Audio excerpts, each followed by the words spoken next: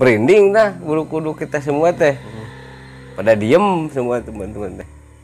Wah, eta mah kata teman yang teman saya. Wah, eta mah jurig seuneu cenah sok aya di dieu. Kata saya ulah kacaprak teh ya, ulah kacaprak, ulah sompral. Nah,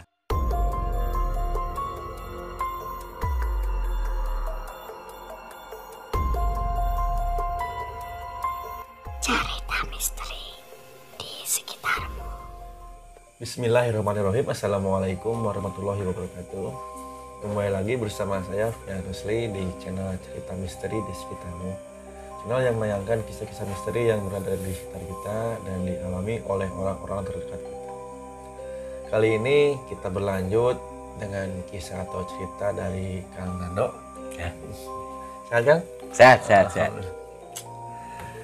Sebelum berlanjut ke Kang Nando, saya ucapkan terima kasih kepada teman-teman semua yang sudah mengklik video ini. Tonton sampai habis ya. Nah, Kang, kali Siap. ini ada cerita apa ya yang akan dibagikan nih? Kali ini saya pengalaman pribadi tentang hal-hal yang saya temui waktu saya mau camp di Talaga Bodas. Kayak bertenda berarti ya? Bertenda. Tapi bukan pendakian? Bukan. Oh, Nah, Talaga Bodas itu tempat perendaman sebenarnya mah, rendam air panas. Nah, biar tidak penasaran, lanjut aja Kang ceritanya langsung. Ya. Waktu saya mau camp itu bersama teman-teman saya, ada 5 orang. Dulu itu ada Adha, kalau Wendy, sama Baban, sama Adi, sama saya 5. Nah, sebenarnya mah jaraknya cukup jauh karena terletak di daerah kawasan Garut sebenarnya Talaga Bodas. Cuman teman saya yang Wendy pernah lewat jalur Ciawi. Jadi kita itu treknya dari rumah teman saya, itu treknya naik mobil dulu, terus turun di Ciawi, terus kita jalannya itu nyusuri lewati hutan. Nah, pas ya sore lah, kita berangkat tuh sore jam 5 lah, sore kita berangkat jam 5, mulai perjalanan jam 5, kita berhenti dulu maghrib ya. Nah, pas terus kita jalan. Nah, pas suasana agak malam, dulu pas malam, udah masuk malam ya. Ya. Pas di perjalanan itu sebenarnya jalanan itu hutan, tapi jalannya kayak bekas aliran air. Jadi bekas aliran air kalau hujan. Nah, kita jalan lewat situ treknya. Kita jalan. Nah, dari kejauhan, pas pertama hal yang gaib yang saya temui ya, di depan ada sebuah cahaya merah. Ada rumah kata temen. Soalnya udah jauh juga kita jalan dari pas pertama, udah jauh juga. Pas di jalan kita ketemu ada cahaya merah. Saya lihat, bilang ke teman-teman, ada rumah kata saya teh. Oh iya, itu lampu kata teman saya. Kita samperin, pas terus samperin, kalah tambah jauh.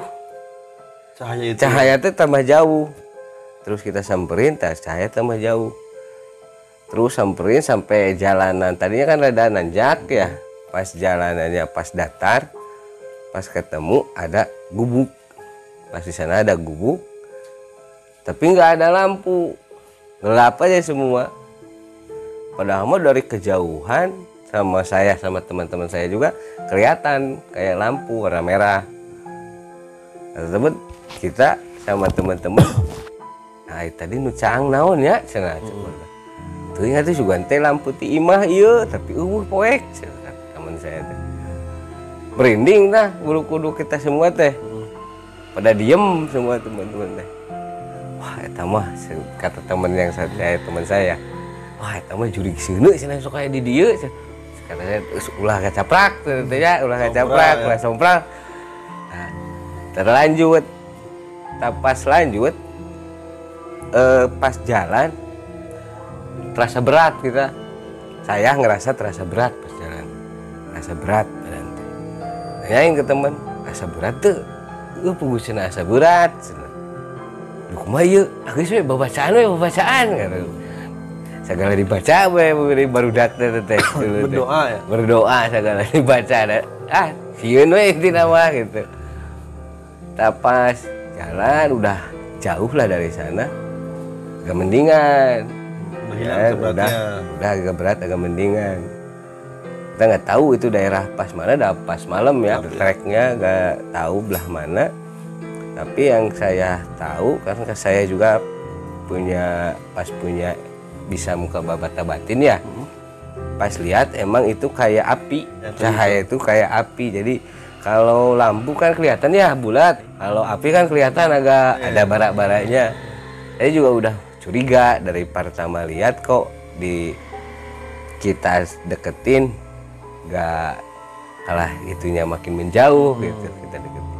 Tapi saya juga nggak ngomong ke teman-teman, sama-sama penakut juga teman-teman dulu teh. Nah, udah dari sana kembali ke trek, pas di jalan ya banyak lah seperti kalau binatang udah gak aneh ya, suara-suara binatang, suara-suara aneh ya kita mah pada diem gitu soalnya ini. Nah, pas terus trek kita sampai di tempat Telaga Bodas. Nah, pas datang ke sana malam, jadi penjaga nggak ada. Nah, kita mau diriin tenda, pas di sana nggak ada itu. Jadi kan kalau mau ngecamp di sana kan mesti rada jauh, soalnya kan itu danau bekas yang panas, air panas gitu. Jadi kita malam itu ngecamp dulu di pos, nggak bikin dulu tenda. Nah, kita ngecamp dulu di kos. Hujan ya kita lah udah ya udah agak ada kejadian apa-apa pas malam ada udah malam pertama. Nah, pas paginya kita mau diriin tenda, kita ke pinggir deket danau. Saya sama teman-teman pertama nggak tahu kalau di hutan yang sebelah sini, yang sebelah kiri kalau dari pintu masuk ada makam Prakeramat. Nah, pas nyari kayu buat tenda, kita motong pohon yang ada di hutan tersebut, dipotong sama kita, potong sembarangan. Nah, udah dipotong berapa biji, kita diriin tenda. Nah, udah agak siang, hujan. Nah, hujan, kita masuk ke tenda. Nah, pas di tenda itu kayak yang ada gendek-gendek gitu lah, gonjangan gitu. Kirain teh hujan gede di luar, hujan angin gitu. Karena ada goncangan di tendanya makin kencang, kirain teh hujan angin. Tadinya mau pindah dulu ke pos, pas keluar ternyata hujannya cuman hujan gerimis, hujan kecil. Merinding lah kita semua berlima, lari semua. Terus mah ke pos, balik lagi ke pos, bilang ke penjaga karcis, pas ini itu cek Sunda nama itu sana itu tenda teh nu oyag-oyag. Ari eta belah mana itu hareupeun kebon cenah nu belah ditu. Atuh eta mah cenah hareupeun makam kata penjaga. Tahan di sana kita baru tahu bahwa di belah sana itu ada makam keramat. Nah, kata penjaganya itu makam Mbah Dalem katanya. Nah, kita bilang kayunya dari sana, ya pantesan nggak bilang dulu motong kayunya dari sana. Ya, katanya, jadi kita itu diganggu katanya gitu. Izin dulu ke sana. Nah, terus jadi kita di pos dulu, udah hujan makin besar dulu. Nah, pas hujan itu tenda itu rubuh. Si kayunya gak ada. Pas kita balik lagi, udah pas hujan reda, kita balik lagi, tendanya udah rubuh, kayunya udah gak ada. Si kayu yang kita buat tenda tuh, yang kita potong di hutan tersebut, gak ada kayunya. Cuma tinggal tendanya aja sama barang-barang yang di dalam. Gak ada bekas. Gak ada bekas sedikit pun kayunya. Nah, kita balik lagi, udah diberesin, karena kita juga takut ada apa-apa. kita diberesin lah tenda sama barang-barang. Baik lagi ke penjaga kartis bilang, Pak ini gimana, soalnya kayaknya yang punya tempat gak ngizinin kita gitu. Kata, ya udah kalau gitu mending jaroh dulu aja ke makam Badal.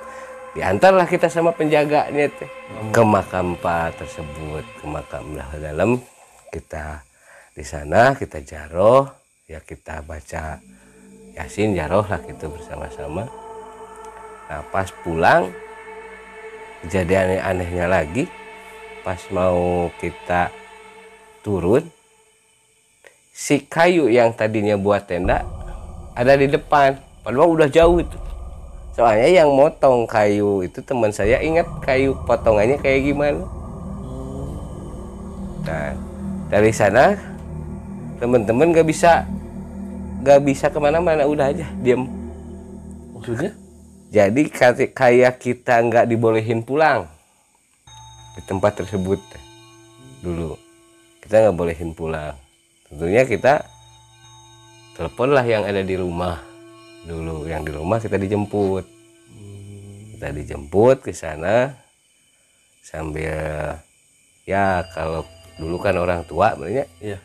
Ke sana minta izin lagi ke tempat makam tersebut, baru kita bisa pulang. Ada sesepuh gitu. Ada sesepuh gitu. Luar biasa. Tapi itu berarti pohon atau ranting yang dipakai terlihatnya udah jauh. Udah jauh, padahal udah jauh dari tempat masuk gitu, tiket masuk itu udah jauh, udah lumayan jauh lah. Namun setelah Kang Nando sama keluarga dan sama sesepuh yang dimaksudkan tadi berjalan lagi, setelah itu bisa pulang dengan selamat ya? Iya, kita bisa pulang dengan selamat karena orang tua teman saya ke sana sama sesepuh yang di sana konsultasi kayaknya gimana, baiknya gimana. Nah udah konsultasi sama sesepuh yang di sana, kita baru bisa pulang. Ya itu juga kesalahan kita, soalnya kan kita nggak tahu dulu. Iya. Ceritanya luar biasa. Dari cerita yang disampaikan sama Kang Nando, hampir dari cerita video-video sebelumnya, kesimpulan yang dapat diambilnya hampir sama. Ketika kita berkunjung ataupun apalah hal yang dilakukan ke tempat asing ataupun tempat yang bukan tempat kita, apapun itu kita harus izin terlebih dahulu. Iya, izin dulu. Ini kisah atau cerita nyata yang dialami Kang Nando sering terjadi, Kang. Jadi ketika kita melakukan hal-hal yang tidak sopan tanpa ada izin atau persetujuan minimal sama penjaga atau sesepuh di situ, pasti kita akan dapat gangguan. Iya. Pengalaman saya dari cerita teman-teman yang lain di video-video sebelumnya hampir sama seperti itu. Mudah-mudahan video barusan menginspirasi atau mengingatkan kita semuanya bahwa kita ketika berkunjung ke tempat baru ataupun yang sudah lama kita ketahui, alangkah baiknya kita permisi dulu. Terima kasih teman-teman. Mungkin membuat cerita selanjutnya di skip dulu, Kang. Nanti cerita di lain waktu saja biar lebih panjang lagi kita ngopinya, Kang. Iya, Kopinya iya, belum siap. nih minum, Kang. Siap. Minum dulu kopinya, Iya, Kang. siap.